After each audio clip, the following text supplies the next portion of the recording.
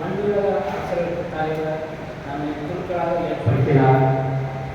திருத்துவ யோவான் எழுதிய திருவெளிப்பாட்டின் வாசகம் பிரிவு 1 உள்ள இறை திருவாசகங்கள்.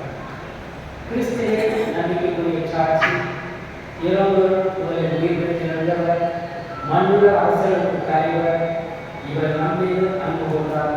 தமது சாவு வாயிலாக நாம் பாவத்திலிருந்து நம்மை விடுவித்தார்.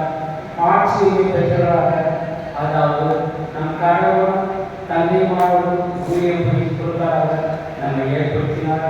இவருக்கே ஆட்சி ஆற்றல் என்பது உயர்ந்த ஆமாம். இதோ அவர் நேர்வரிசை வருகின்றார். அனைவரும் அவரை காண்பர், அவரை ஊழல புத்தியோடு காண்பர்.